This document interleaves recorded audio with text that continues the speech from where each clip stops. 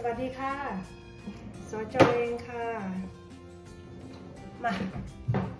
ตำส้มตำกันวันนี้สจนึกอยากกินส้มตำใส่พริกเลยนะคะ6 เม็ดลูกใหญ่ๆไปเลยแล้วก็ต้องการให้ดูนี่ที่สจเตรียมไว้แล้วเนาะก็ทุกอย่างอยู่ในนี้หมดเราจะได้มะกอกมาวันนี้โอเคใส่พริกลงไปค่ะ chilies and garlic กระเทียมตำให้มันละเอียดหรือว่าถ้าคนไม่ชอบละเอียดก็ไม่ต้องตำให้มันละเอียดส่วนจอยชอบแบบนี้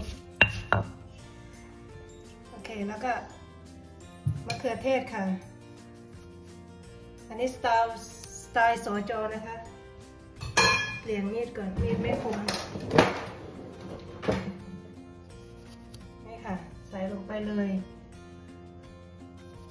เชอร์รี่ทอมาโต้ใส่ลงไปค่ะอุ๊ปส์ลืมใส่ถั่วลงไปก่อนใส่ถั่วลงไปด้วยตำให้มันนิดหน่อยนะตำถั่วนะไม่ใช่ตำมะเขือเทศตำแค่นั้นแหละแล้วก็มะนาว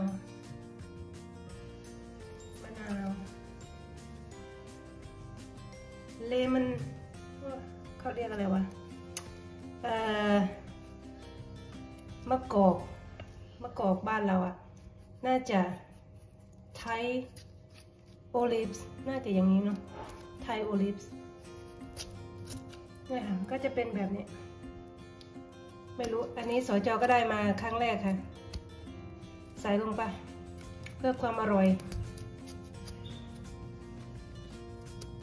เขาแช่แข็งมาเนาะมันไม่สดมันก็ใส่ลูกมันไปด้วยเสียดายกินให้มันคุ้ม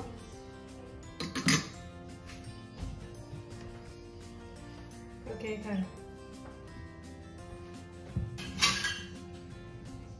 แล้วก็ยั่ว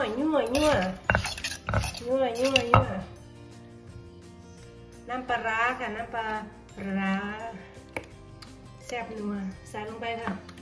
ใส่ร้ายแซ่บร้ายใส่น้อยแซ่บน้อยน้ำปลาค่ะนิดหน่อยเพราะว่าปลาร้ามันเค็มแล้ว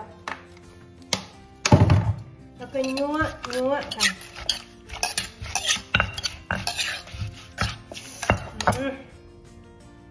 อยากกินมากเลยวันนี้แล้วก็ใส่มะละกอลงไปค่ะ This one is snake beans carrot purple or papaya green papaya โอเคแล้วก็ยั่วค่ะตำค่ะตำโอ้สีสันสุดยอด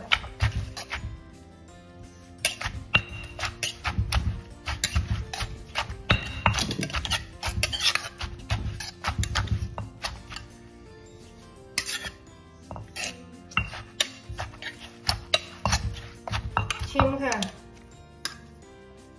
สจไม่ใส่น้ำตาลนะเพราะว่าน้ำปลาร้าน่ะเขาเติมมาเรียบร้อยแล้วชิม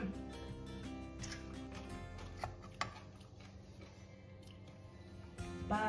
ดแสบกระดอกกระเดียสจเป็นคนที่กินเค็มเนี่ยค่ะใส่ร้ายแสบร้ายใส่น้อยแสบน้อย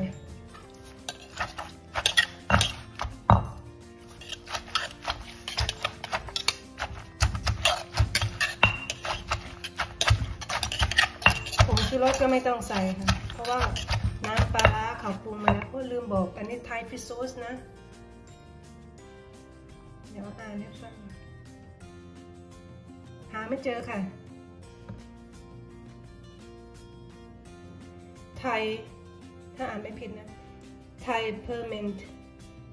ฟิชซอส for ส้มตำโอ้ยเนาะนี่เนาะferment yeah ferment อะไรก็กินไปเถอะค่ะอร่อยจังเลยเป็นอันเสร็จ